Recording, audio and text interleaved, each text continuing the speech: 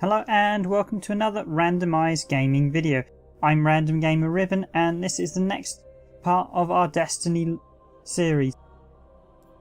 This mission we're going to be looking through is The Dark Within, which is the third mission in the game. But before I go to the mission, I'm just going to take a quick trip to the tower, just to show off a few things and just to equip the latest gear I've received. Now, one thing I should say that I didn't cover in the last video is tactics for the boss of the second mission, the Restoration. Pretty straightforward. Stay behind cover, aim for his head,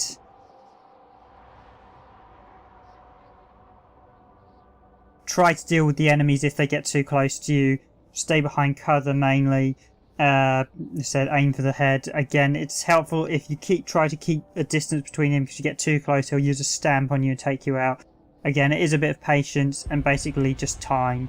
That's all you really got to do, a bit of skill, and just if your health gets low, take behind cover so you can heal up and hide round the back where I was. That way you can't. The enemies don't tend to follow you that way and you get a chance to take a break and heal up. So this is the Tower Plaza. Now I'm just going to quickly show off the special events. Or special orders seller as it's called here. No, is it a special event?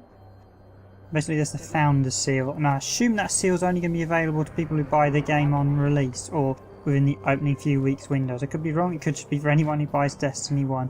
And this is Xandar 99-40, and he is of course our bounty access. Now I did actually come to the tower because I thought I could get a bounty. Unfortunately I realised I need to be level 4 when I actually went to him. So yeah, level 4 you need to be, so I'll start doing bounties from the next mission onwards. But basically as soon as you get to level 4, in fact if you are level 4 when you've completed the first couple of missions, come straight to Xandar and get your first bounty. You want to get bounties as quickly as possible because later on there is a chance to get exotic bounties, but I don't think exotic bounties can appear to you about level 20, but there's one way to get exotic weapons. And of course we have Master Ragul here, possibly one of the most hated people in the game due to the infamous way the loot was working prior to the first loot patch. So I'm just upgrading my armour here. As you can see, that was a green engram, which unfortunately I can't wear till the next level up, and that's pretty much how it works. You can only wear the system. Of course it's fairly straightforward there. Basically you wear the armour when you've got the right level, and of course as you see that I'm breaking down the armour I don't need because I need the glimmer and the resources you'll get from them later on.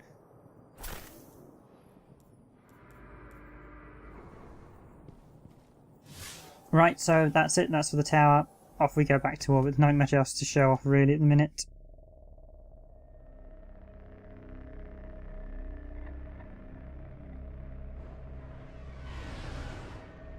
So this is the Dark Within. Now I have a neat trick for this one if you want to make the hard version of the mission very, very easy.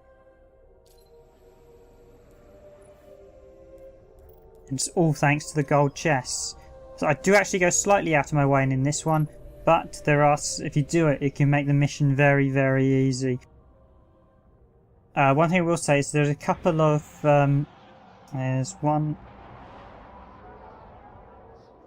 there's 3 ghosts you can get in this mission. However, there's a 4th one in the way I go because I actually visit one of the gold chests and there's a ghost there, but I don't pick him up.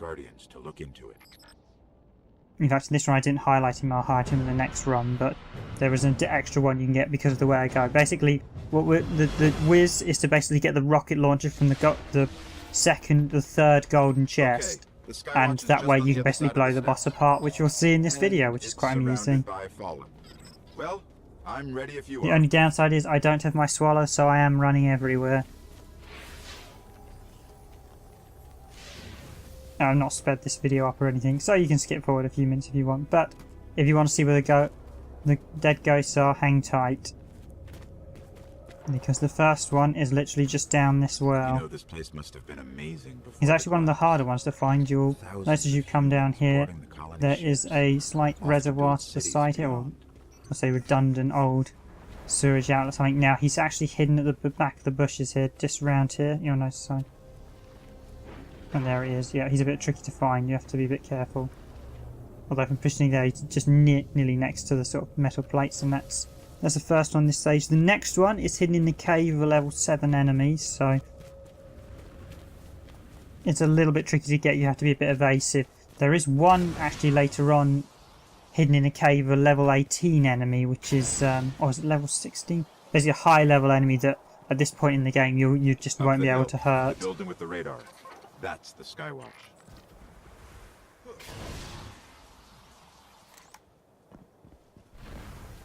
So again, I'm just going to speed run this section, just try and run through as fast as possible. I'm not too fussed about picking up the extra XP.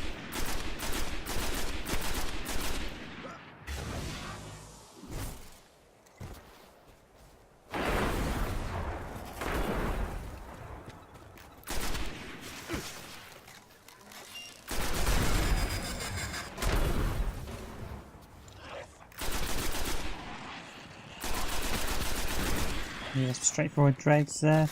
And as always, aim for the head. Precision shots count. So here we go. Just run up here. Now you just got to do a jump across here. Now there is a captain in the cave and a dreg who's level 7. The dreg's easy enough. Captain is a bit more harder. I just actually ignored him this run, but there you go. There's the ghost. And I'm out again. I don't really want to stay in a room with someone who can shoot me down in about 4 hits, so... Right, now the trick here is to not go straight to where we're supposed to go, where the Skywatch is to actually go around here and go to the second golden chest. There are actually, you'll actually see me get 3 of the 5 golden chests on this mission, so basically once you've done this mission, if you do it this way, you will only then need 1 golden chest, and that will be on the Septus Prime strike. So run along here.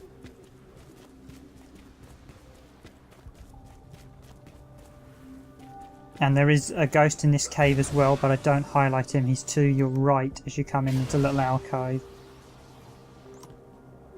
Tucked around the side there, but this to the left is the golden chest. And this one is the rocket launcher. Comes in very handy.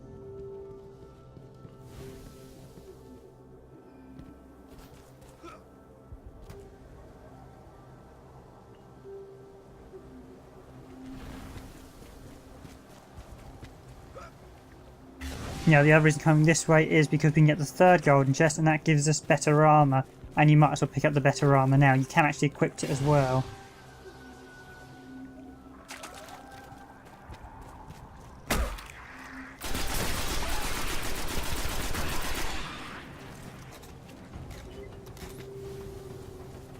Now, interestingly, if you don't know already, you can actually get a pike in this area. Sometimes there's a rare event that I believe takes place instead of a public event, because I've had it when we were waiting for a public event. The public event didn't show up, but instead you get a message saying basically a band of dregs on pikes have appeared, and basically you can shoot them off it and get the pikes, which is quite handy if you fancy doing mass killing on pikes, because none of the enemies really know how to combat them in old Russia. And this is the upgraded armour. I'm just going to equip that just now. Yep, there you go. It's actually level 1, so you can wear this even if you're a level 1 character.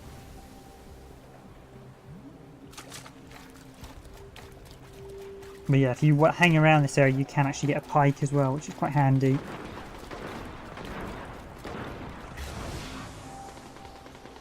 There's also a public event that occurs, and there are actually 2 public events. One is the assassination event where you have to take out an enemy leader, and the other is there's an extraction event that I believe is 2 or 3.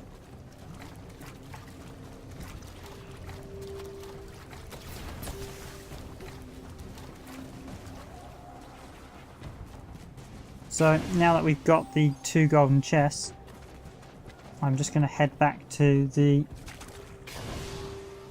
Skywatch so we can carry on with the actual story mission. Now, the other trick is at the end of the mission you can grab the 4th golden chest in the old Russia, so I'll show you at the very end, although I don't grab it till after I killed the boss. But basically you can now see him all geared up, better gear, and a heavy weapon, so I can now practically rinse all the fallen or hive that are coming up in the next minute or 2.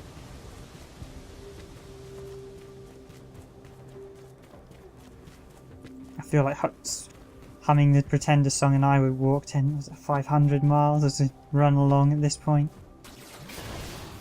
Do do do do do do do do do do do. Yep. Sprint, sprint, sprint. It's Destiny, the running mode. Maybe we should do that parkour running event in Destiny. So Vandal and Shielded Captain. Match.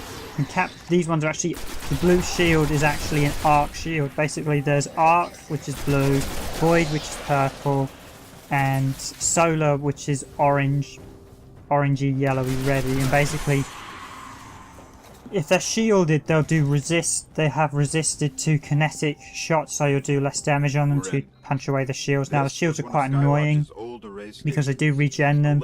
The other thing is later on the shields get much harder, and I found with machine guns it's very hard to take down certain shielded enemies. So later weapons have void, solar, and arc damage on them. And basically if you fire the same a weapon of arc at someone who's arc shielded, you'll instantly disrupt the shield in about 2 or a single hit depending on the power of the weapon.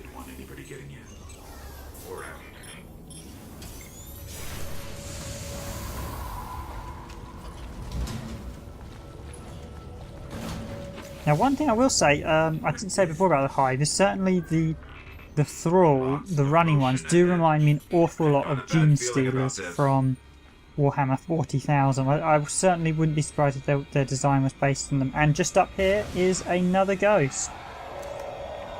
So there we go, revive dead ghost. And there's the hive fallout. Now the other thing I found as I was waiting here is this is a great area to shoot the acolytes and the thrall without have to worry about getting up close and personal. The other thing I should point out is the grimoire, as you see it just popped up just there. Although it's not made clear in game, if you actually go to the website, the Bungie website, you'll see having a certain rank of the grimoire will give you bonuses in games with finding certain items and getting additional glimmer from enemies. So it's well worth actually just spending the time to farm enemies and get your grimoire up. Because although at first it appears it's just purely a cosmetic thing to read up on the history, it's not. You do get bonuses in game if your grimoire has reached a certain level. Certainly more glimmer from enemies, more loots if you do the kill requirements for the whole area, and I think a few bonuses to weapons, etc. Some of it's also just purely story related, that you can read the cards on the Bungie website that give you a bit more history into some of the enemies, etc. in the world of Destiny. Admittedly, one of the big complaints is why isn't it in game? I would like to know. I suspect possibly more due to time constraints, but certainly if Bungie are listening, it'd certainly be nice to add the grimoire back into game, because visiting the website, as I said before, is a bit of a pain. Because you want to be playing the game, not visiting a website. Yeah, shooting the thrall. Now, I could of course get the rocket launcher at this point out. I will do in a second, but I'm actually going to defeat the enemies first, so I get a clear shot at the wizard. As I'm not going to defeat the rest of the enemies, I'm just going to use the trick here, which is fire a rocket straight at the wizard and kill everyone else. So there goes Gotham, the elf, the Gotham, the Ire Storm. There he goes. All the enemies dead. All dead. Mission clear. So Dark Within, another grimoire there. So let's get up here quickly. Now this is where the 4th chest is, so you've got to be quick if you just complete the mission due to the timer. But in there, hey presto, you get a plasma rifle, and that'll tide me over nicely for the next mission. Thanks for listening. This is Random Gamer Riven, and I'm going to sign out once again. Stay tuned to the channel for more Destiny videos and more retro and gaming videos. Thanks for watching.